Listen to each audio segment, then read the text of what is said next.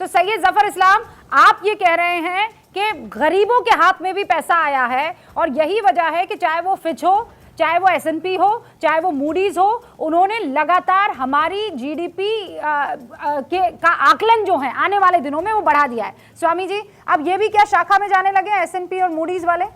इन्होंने भी क्या मोदी भक्ति की शपथ ले ली है? देखिए रुबिका जी, जफर साहब ने अपनी बात को खुद ही कंट्रडिक्ट कर दिया। उन्होंने कहा 80 करोड़ लोगों को 140 करोड़ में से, इसका मतलब 60% लोगों को आप 5 किलो अनाज दे रहे हैं और हंगर इंडेक्स में हम नीचे घिसटते चले जा रहे हैं और उसके बाद हमारी जीडीपी मनमोहन सिंह के जमाने से भी कम होती चली जा रही है। और मैं जवाब देता कह रही थी कि बाजार के अंदर धनतेरस में इतनी खरीदारी हुई तो जीडीपी बढ़नी चाहिए। अरे जीडीपी मनमोहन सिंह के जमाने से कम है और लोन आपके 3 गुने हो गए। ओके सर, 3 सवाल है। सर 3 सवाल है। अखिल जी 3 सवाल है। अखिल जी 3 सवाल है। पहले सवाल का जवाब दीजिए जफर साहब। हंगर इंडेक्स में हम लगातार क्यों फिसल रहे हैं? देखिए, दुनिया की 20% आबादी इस देश में रहती है और ये बहुत सारे एजेंसीज जिस तरह के डेटा को कलेक्ट करके और छोटे से सैंपल सर्वे को प्रेश करके जो ये बनाते हैं इंडेक्स, कई बार उनके इंडेक्स जो है वो सही नहीं होते हैं। इसलिए मैं आपको एक छोटा एग्जांपल देता, जैसे पहले मैंने कहा कि हमारे जीडीपी ग्रोथ को वो खुद ही नहीं समझ पाए कि इतनी तेज़ी हिंदुस्तान में कैसे है।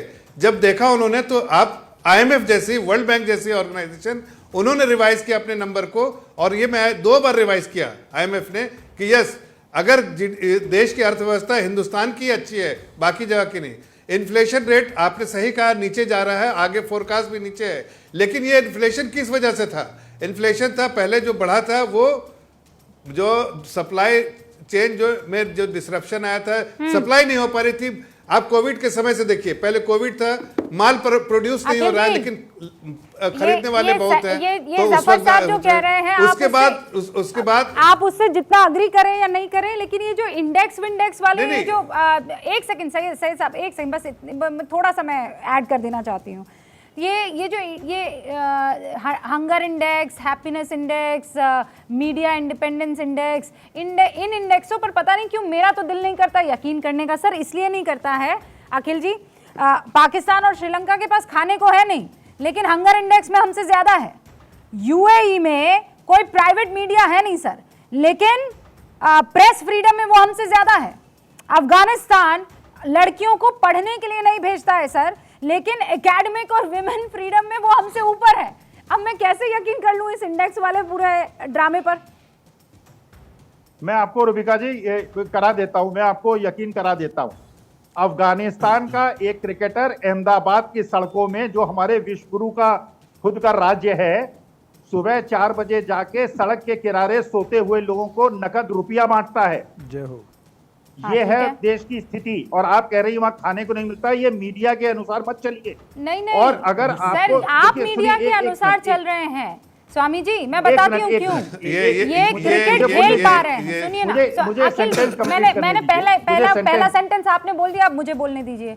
अफगानिस्तान का मेरा भाई आकर यहाँ पे सोने वाले गरीबों को अगर कुछ दे पा रहा है तो उसकी गरीबी दूर करने में भी हिंदुस्तान का हाथ है, और वो क्रेडिट हिंदुस्तान इसलिए लेगा क्योंकि वहां पर तो खिलाड़ी को खेलने नहीं देते हैं। हमने अपना ग्राउंड दिया तब जाकर वो खेल पा रहे हैं। स्वामी जी इतना तो मानिए ना। नहीं, आप कृपा करके मुझे बात कंप्लीट करने दीजिए। नहीं कीजिए। देखिए जीडीपी वर्ल्ड, देखिए विश्व को जीडीपी हमारी समझ में नहीं आती। किसान बिल लाते हैं वो किसानों को समझ में नहीं आती, अग्निवीर लाते हैं वो जवानों को और युवाओं को समझ में नहीं आती। ठीक है, जीएसटी बढ़ा देते हैं और कॉर्पोरेट टैक्स। एक मिनट, किसको समझ में नहीं आती? किसको समझ में नहीं आती? एक मिनट अखिल साहब मैं यहाँ रोकना चाहूंगा आपको। जीडीपी किसको समझ में नहीं आती? पहले बताइए, इस सवाल का जवाब देना पड़ेगा आपको।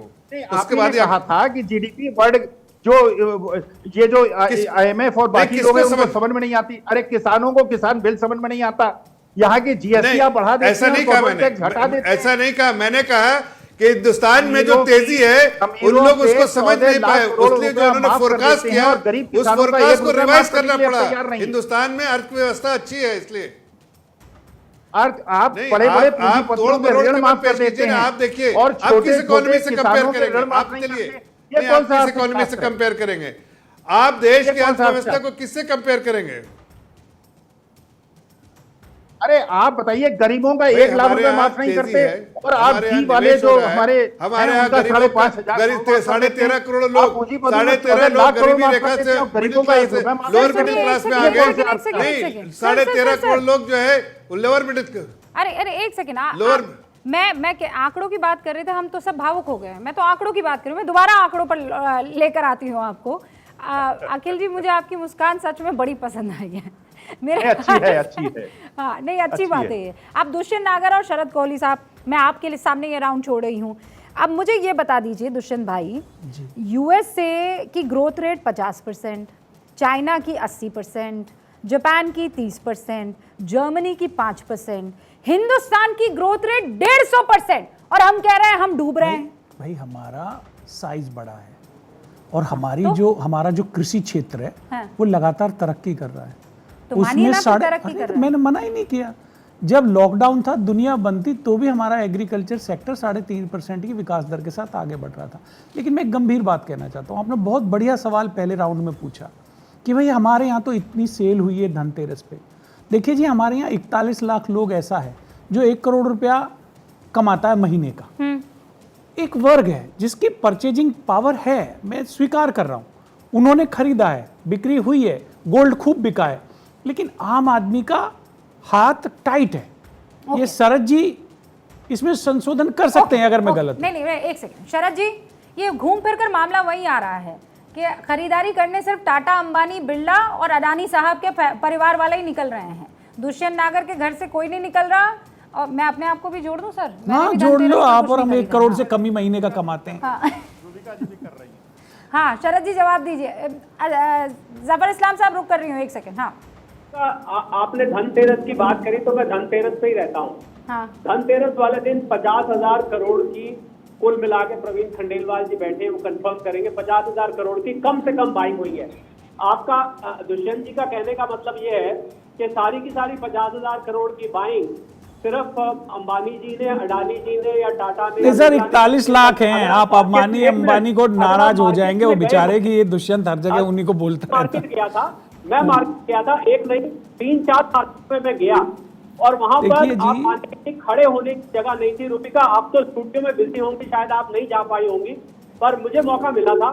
मैं वहां पर किसी भी मार्केट में इस बार ट्रैफिक की क्या हालत थी, चारों तरफ शहरों में ट्रैफिक जैम था और मार्केट में पैर रखने की जगह नहीं थी। आप दुकानदारों से जाके बात करिए, वो दुकानदार आपको बताएंगे कि इस बार उनकी जितनी बम्पर सेल हुई है। ऑटोमोबाइल्स का मैं सिर्फ एक उदाहरण ले लेता हूँ, गाड़ी की बिक्री। हाँ। सारी गाड़ियां तो अंबानी साहब, अडानी साहब नहीं खरीदते है। हैं। भाई साहब, मैं उन टाटा दोनों तो को नहीं कह रहा, टाटा की गाड़ी मैं है, 41 और लाख का नया संख्या है। 41 लाख लोग हैं, जितनी ऑटो नव सेल धनाढ्य की है, वर्ग जो मोदी जी ने पिछले 10 वर्ष में 18 घंटे काम करके तैयार किया है, उनकी संख्या 41 लाख है। नहीं वो ठीक है। देखिए किसी भी देश में कुछ लोग औरों से ज्यादा कमाते हैं। यही किस्सा अमेरिका में है, यही किस्सा यूके में है, यही किस्सा फ्रांस में है, यही किस्सा जर्मनी में है। आप चाहते हैं कि सारी की सारी भारत की जनता एक बराबर इनकम हो, ये तो कभी हो ही नहीं सकता। ये तो एक कम से कम अगर एक व्यक्ति 1 करोड़ महीने का कमा रहा है तो 1 लाख नहीं तो कम से कम 25-30 हजार पे तो कहीं तो कोई तो मैच हो। देखिए मैं आपको एक पैमाना बताता हूं, और रूबिका मेरी बात पे ध्यान देंगी कि 2014 में भारत की इकोनॉमी $2 ट्रिलियन की थी। हाँ। आज भारत की इकोनॉमी $4.25 ट्रिलियन की है 9 साल में। मैं इसमें कोई राजनीतिक पक्ष की बात नहीं है, मैं तो आंकड़े देख रहा हूँ। सर 2 की नहीं, ज्यादा। मुझे बताइए, जब जीडीपी बनती कैसे है? GDP sum total of goods and services produce. मैं यहाँ टेक्निकलिटी में नहीं जाना चाहता हूँ, पर जीडीपी बनती है आपकी और हमारी आमदनी। और भारत एक खर्च प्रधान देश है, कंजम्पशन ड्रिवन इकोनॉमी है। 55% यहाँ का जीडीपी कंजम्पशन से बनता है। हम लोग जाके सामान खरीदते हैं दुष्यंत जी, तभी जीडीपी की गाड़ी आगे चलती है, फैक्ट्रियां चलती हैं, ग्रामीण क्षेत्र में लोगों की शक्ति घटी है, स्टॉकिस्ट चलते हैं, फैक्ट्री चलती है।